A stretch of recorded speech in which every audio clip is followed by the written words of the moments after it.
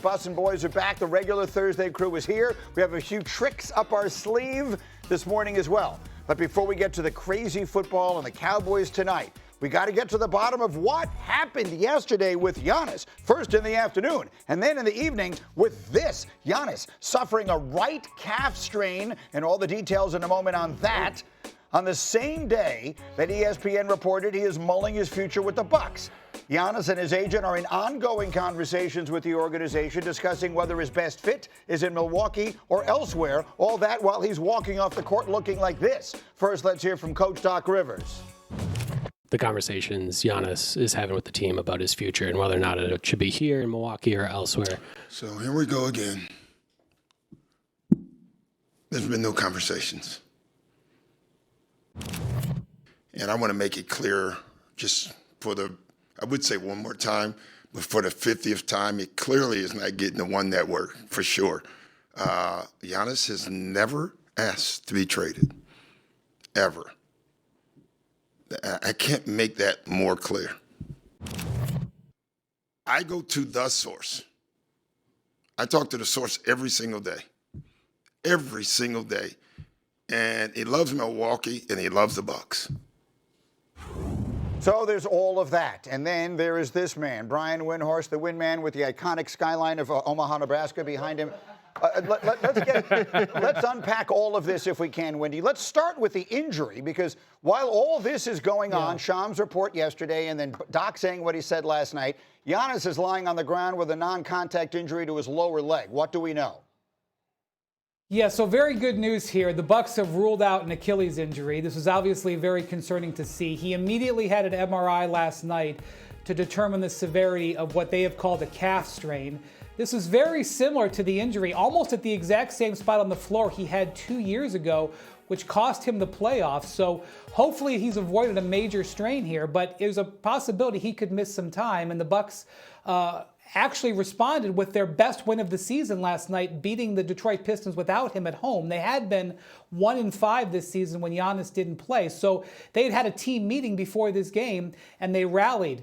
Now, in the wake of this Shams report yesterday, as you canvass the league a little bit, there is certainly curiosity about whether Giannis will push the envelope here, because he has done this before, where he has talked to the Bucks about uncertainty with his future.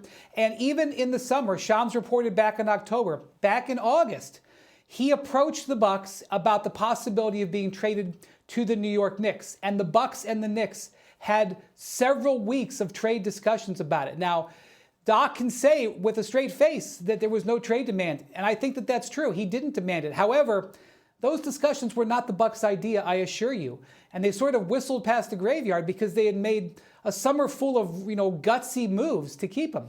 And so now the question is, will Giannis, especially with this injury, look to take it to the next level and make a full-blown trade demand, or will he give the Bucks more time? For those who don't know it in their heads, he'll be 31 years old later this week, so still younger than I think a lot of people realize he is. If indeed trade talks do start taking place in a serious way, would it be the Knicks who would be looking at? Who would be the other usual suspects to be looking at?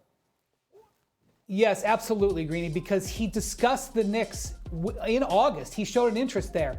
If I were the New York Knicks, as soon as I heard about this, I would have had a meeting. I talked to other teams yesterday that did immediately schedule meetings to talk about whether they would make an offer.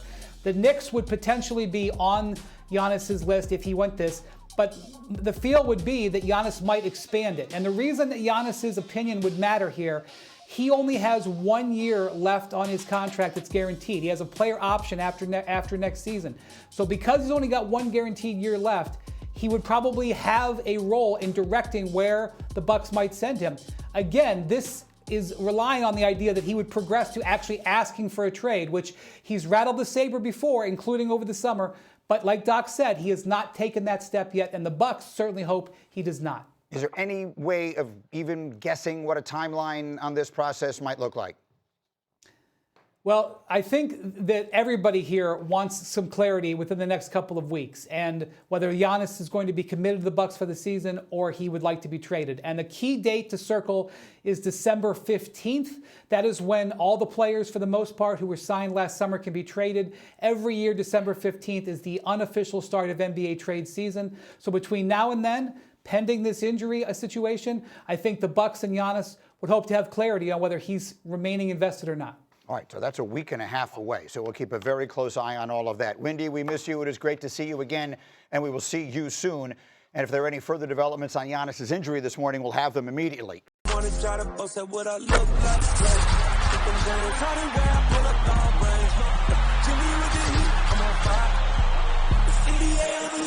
fire.